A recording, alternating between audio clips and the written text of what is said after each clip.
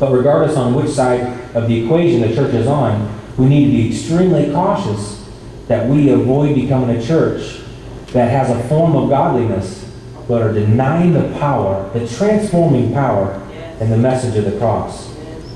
Paul wrote this: all things are lawful, but not all things are profitable. All things are lawful, but not all things edify.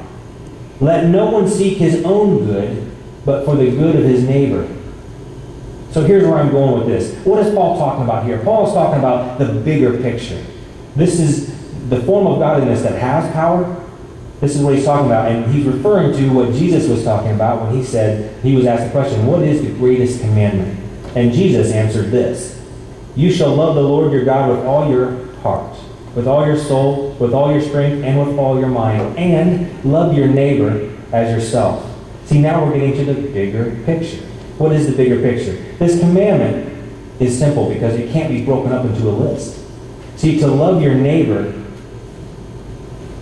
is dependent on the needs of your neighbor. It's not a list.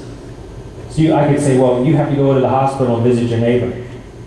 But if my neighbor's never in the hospital, how can that be one of the rules on the list? My neighbor never got to the hospital, so therefore I can't go to heaven because I wasn't able to visit my... No, you can't do it like that. So, on the other hand, though, if your neighbor is in the hospital, what are you going to do? Naturally, if I love my neighbor, I'm going to go to the hospital and visit my neighbor. And that's exactly what Jesus was trying to say in Matthew 25 when he said, he's talking about the judgment day, and he's standing there basically judging people as they're coming forward. Matthew 25, he said, the king will say to those on his right, come you who are blessed of my Father, and inherit the kingdom prepared for you from the foundation of the world. For I was hungry, you gave me something to eat. I was thirsty, you gave me something to drink. I was a stranger and you invited me in. I was naked and you clothed me. I was sick and you visited me. I was in prison and you came to me. The king will answer to them, truly I say to you, to the extent you did this to one of these brothers of mine, even the least of them, you did it to me. See, Jesus made it plain and simple that to live for the king is to love others the way you want to be loved. To love others the way that to treat others the way you want to be treated. That's how he wanted us to live our life. He wanted us to love others by doing things for them that will encourage them, that will strengthen them. So in that way, yes, we are to be encouraging and uplifting to our brothers. If you are doing these things, it is even better than working signs and wonders. Yes, better than casting out demons. Yes, better than raising the dead. How do I know that? Because Jesus said it in Matthew 7, starting with verse 12. In everything, therefore, treat people the same way you want them to treat you. For this is the law and the prophets. Enter through the narrow gate. For the gate is wide and the way is broad that leads to destruction, and there are many people entering it. For the gate is small and the way is narrow that leads to life, and there are few who find it. Beware of the false prophets who come to you in sheep's clothing, but inwardly are ravenous wolves. You will know them by their fruits.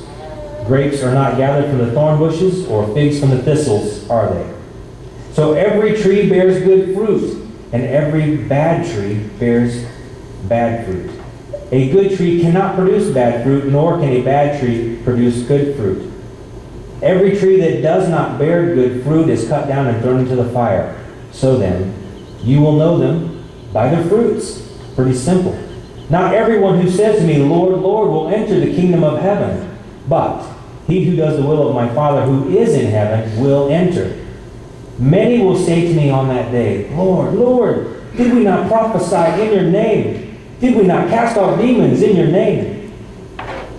And did we not perform many great miracles in your name?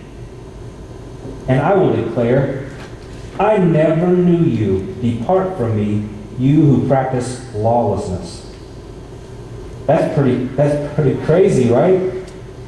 What Jesus is saying here is that living a godly life is going to bear good fruit. It's not about the signs and wonders, it's about the fruit, it's about love. What is love? Love is doing good to other people and treating other people the way you want to be treated. Not the way they treat you, the way you want them to treat you.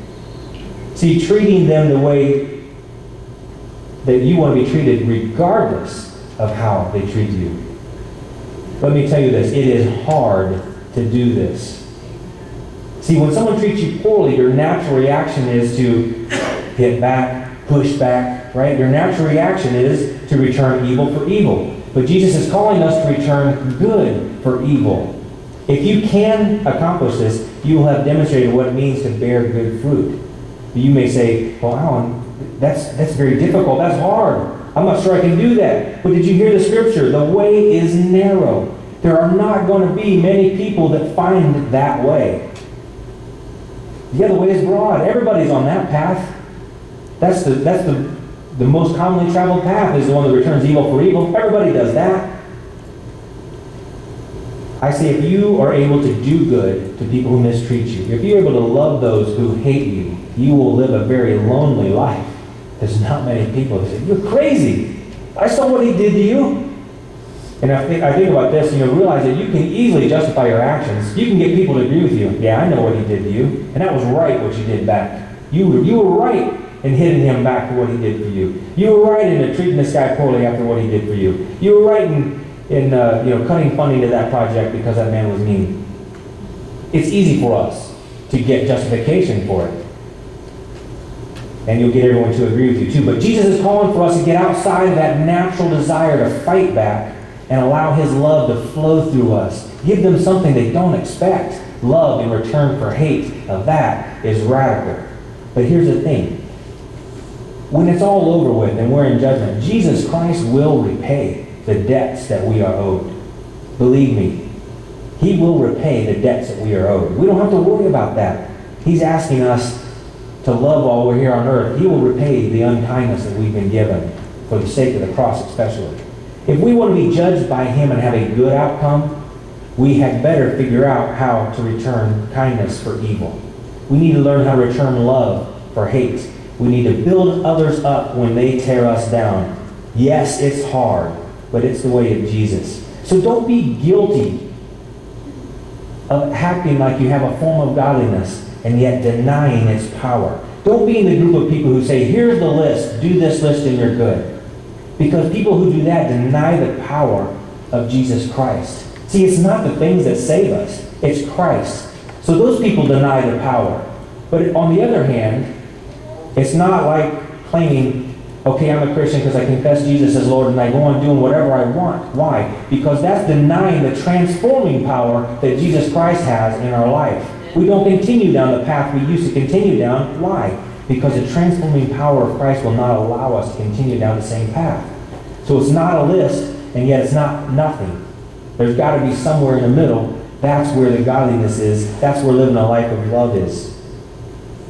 Over time, granted, people don't radically change over time is how this happens. So you see someone and 5 years later you say, wow, you've changed. Look at what's happened to you. That's what I'm talking about. When someone meets Jesus, he transforms their life. And it usually happens over a period of time. In fact, you may think of friends who you've known that got saved. If you were with them the whole time, you may say, well, I didn't notice any changes.